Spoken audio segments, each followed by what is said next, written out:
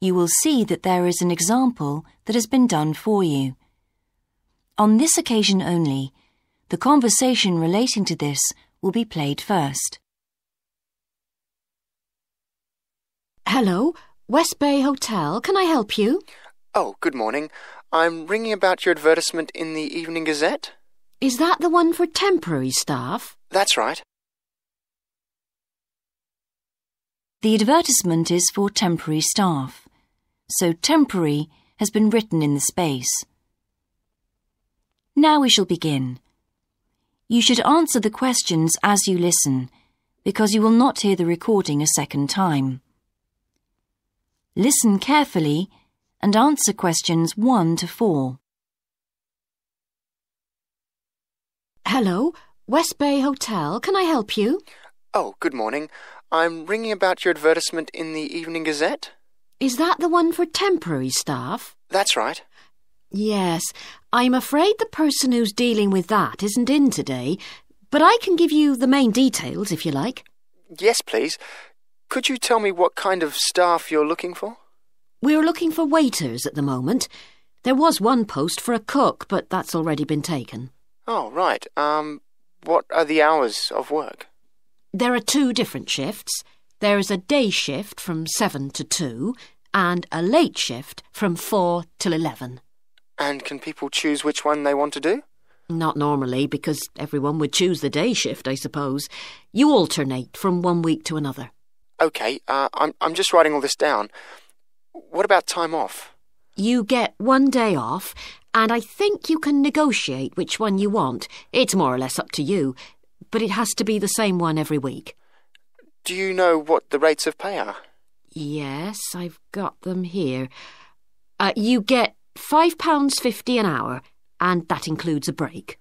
Do I have to go home to eat, or...? You don't have to. You can get a meal in the hotel if you want to, and there's no charge for it, so you might as well. Oh, good. Yes, so let's see. I get £231 a week. You'd also get tips. Our guests tend to be quite generous. Before you hear the rest of the conversation, you have some time to look at questions 5 to 10.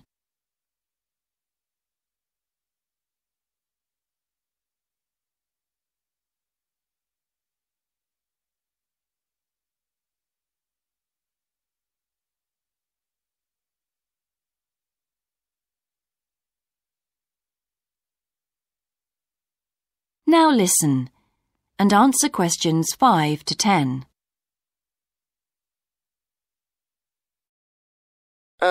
Is there a uniform? What about clothes? Yes, I forgot to mention that. You need to wear a white shirt, just a plain one, and dark trousers.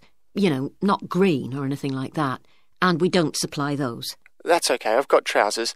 I just have to buy a couple of shirts. What about anything else? Do I need a waistcoat or anything? You have to wear a jacket, but the hotel lends you that. I see. One last thing. I don't know what the starting date is. Just a minute. I think it's sometime around the end of June. Yes, the 28th, in time for the summer. That's great. I'm available from the 10th. Oh, good. Well, if you can call again, you need to speak to the service manager. Her name's Jane Irwin. That's Urwin. And she'll probably arrange to meet you. OK. And when's the best time to ring? Could you call tomorrow? She usually starts checking the rooms at midday, so before then if you can, so she'll have more time to chat. I'll just give you her number because she's got a direct line. Thanks. It's 832-009. 823-009. 832. Oh, OK. Yes, I'll do that. And by the way, she will ask you for a reference, so you might like to be thinking about that. You know, just someone who knows you and can vouch for you. Yes, no problem. Well, thanks very much for your help. You're welcome. Bye. Bye. That is the end of section 1. You now have half a minute to check your answers.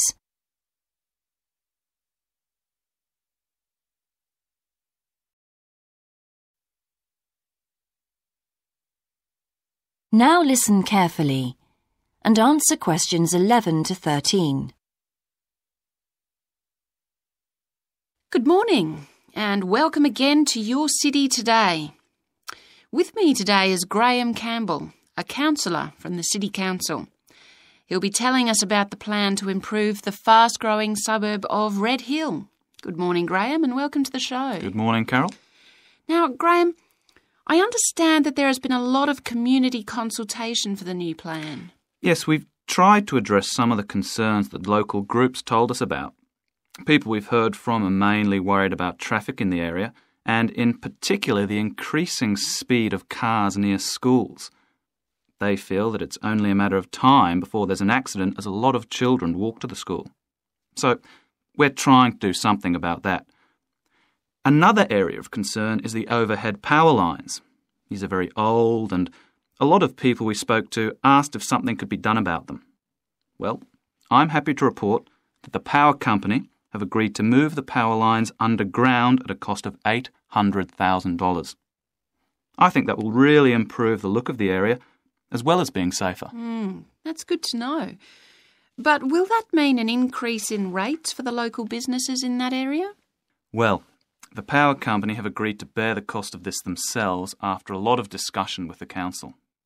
This is wonderful news, as the council now has some extra funds for us to put into other things like tree planting and artwork. Before you hear the rest of the interview, you have some time to look at questions 14 to 20.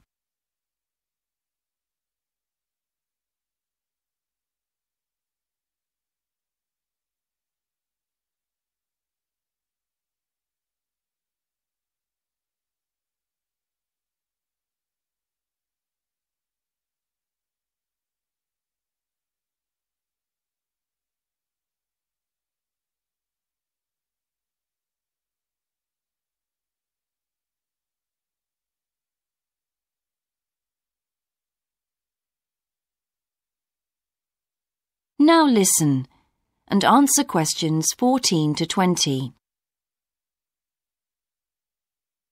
Now, we've also put together a map which we've sent out to all the residents in the area. And on the map we've marked the proposed changes. Firstly, we'll plant mature pine trees to provide shelter and shade just to the right of the supermarket in Days Road. In order to address the traffic problems, the pavements on the corner of Carberry and Thomas Street will be widened. This will help to reduce the speed of vehicles entering Thomas Street. We think it's very important to separate the local residential streets from the main road, so the roadway at the entrance to Thomas Street from Days Road will be painted red. This should mark it more clearly and act as a signal for traffic to slow down. One way of making sure that the pedestrians are safe is to increase signage at the intersections. A Keep Clear sign will be erected at the junction of Evelyn Street and Hill Street to enable traffic to exit at all times. Something we're planning to do to help control the flow of traffic in the area is to install traffic lights halfway down Hill Street where it crosses Days Road. Now, we haven't only thought about the cars and traffic, of course. There's also something for the children. We're going to get school children in the area to research a local story, the life of a local sports hero, perhaps. And an artist will incorporate that story into paintings on the wall of a building on the other side of Hill Street from the supermarket. And finally, we've agreed to build a new children's playground, which will be at the other end of Hill Street, close to the intersection with Carberry Street. Wonderful. Now, what's the next stage? Well, the final plan... That is the end of section 2. You now have half a minute to check your answers.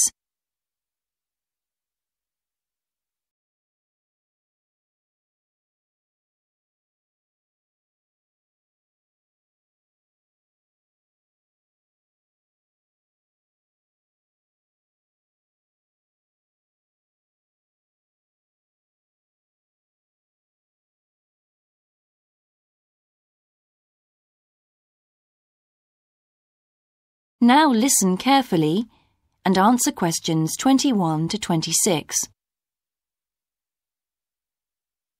Hi, Jeannie. How's it going? Oh, hello, Dan. Pretty well, thanks. Have you managed to get the money for the course yet? Yes, that's all sorted out now, thanks. It took long enough, though. It was practically a year ago that I applied to my local council for a grant, and it took them 6 months to turn me down. That's really slow. And I thought I was eligible for government funding, but it seems I was mistaken. So then I asked the boss of the company I used to work for if they would sponsor me, and much to my surprise, he said they'd make a contribution. But what about college grants and scholarships? There must be some you could apply for. Yes, there are, but they're all so small that I decided to leave them until I was desperate. And in fact, I didn't need to apply. My parents had been saying that as I already had a job, I ought to support myself through college.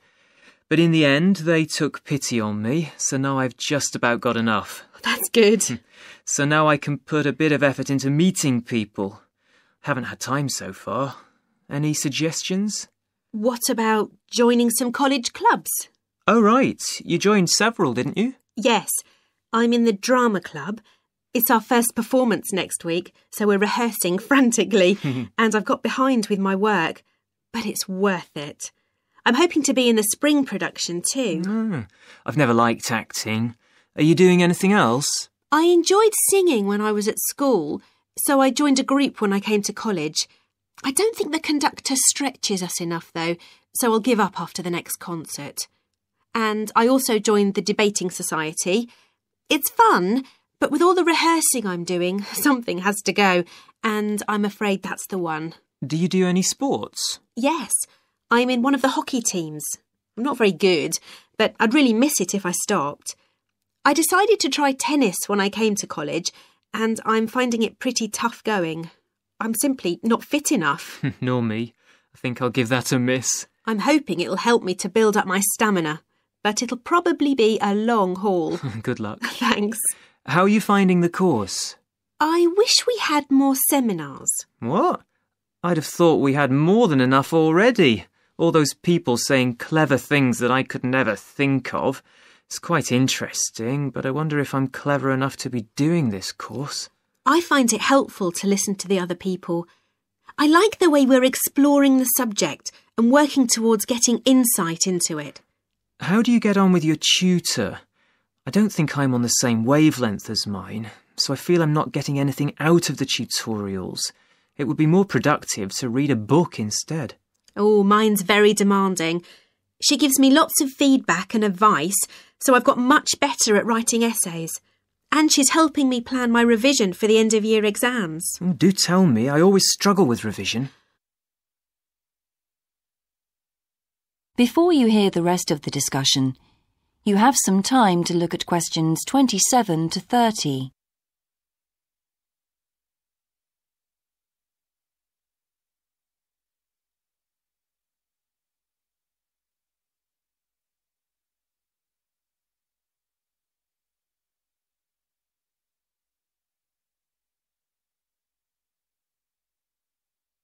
Now listen and answer questions 27 to 30.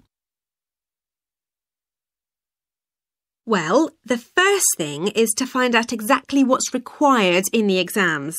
Would it help to get hold of some past papers? Yes, they'll help to make it clear. Right, I'll do that. Then what? Then you can sort out your revision priorities based on what's most likely to come up. I put these on a card and read them through regularly. But that isn't enough in itself. You also need a timetable to see how you can fit everything in the time available. Then keep it in front of you while you're studying. I've done that before, but it hasn't helped me. Maybe you need to do something different every day. So if you break down your revision into small tasks and allocate them to specific days, there's more incentive to tackle them. With big topics, you're more likely to put off starting. Good idea. And as I revise each topic, I write a single paragraph about it. Then later I can read it through quickly, and it helps fix things in my mind. Oh, that's brilliant. I also write answers to questions for the exam practice. It's hard to make myself do it, though. Well, I'll try. Thanks a lot, Jeannie. That's a great help. No problem. See you around. Bye. That is the end of section 3. You now have half a minute to check your answers.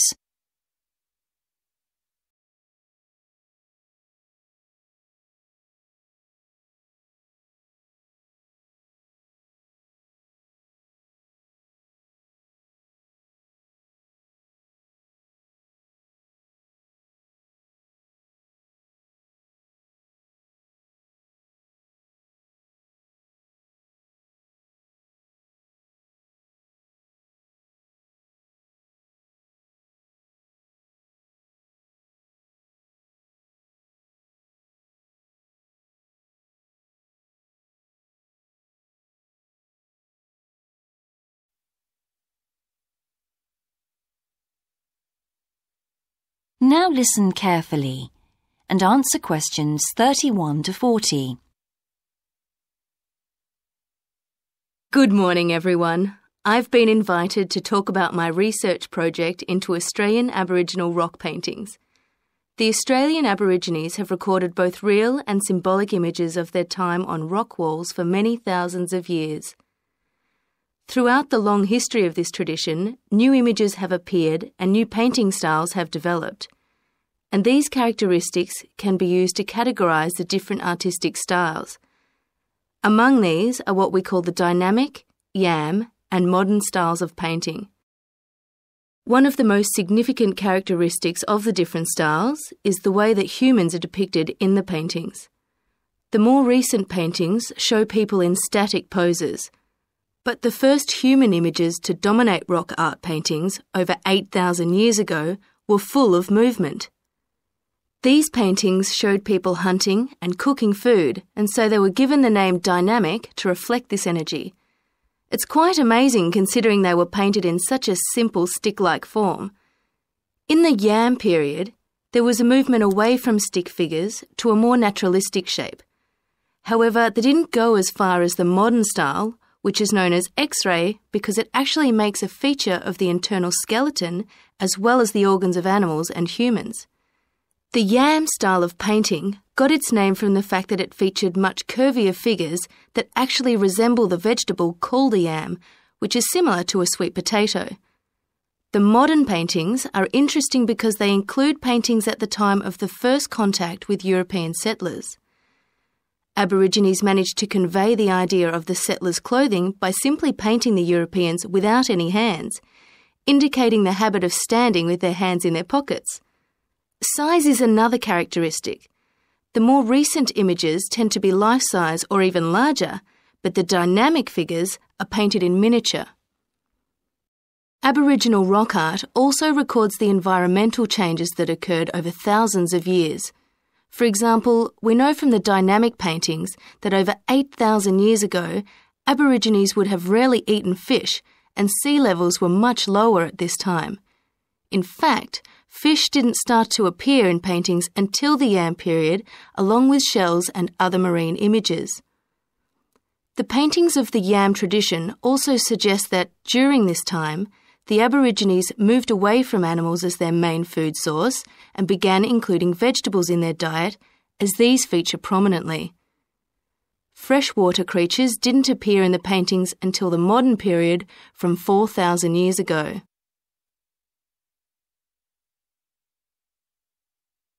So these paintings have already taught us a lot. But one image that has always intrigued us is known as the rainbow serpent. The rainbow serpent, which is the focus of my most recent project, gets its name from its snake or serpent-like body, and it first appeared in the Yam period 4,000 to 6,000 years ago. Many believe it is a curious mixture of kangaroo, snake and crocodile. But we decided to study the rainbow serpent paintings to see if we could locate the animal that the very first painters based their image on. The Yam period coincided with the end of the last ice age. This brought about tremendous change in the environment, with the sea levels rising and creeping steadily inland. This flooded many familiar land features and also caused a great deal of disruption to traditional patterns of life, hunting in particular. New shores were formed and totally different creatures would have washed up onto the shores. We studied 107 paintings of the rainbow serpent, and found that the one creature that matches it most closely was the ribboned pipefish, which is a type of seahorse.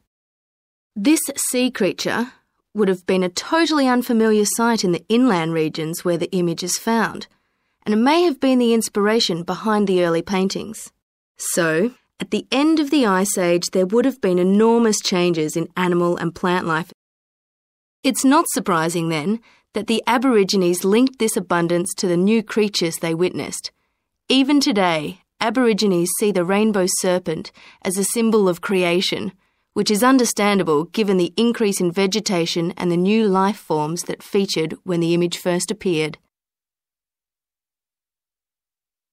That is the end of section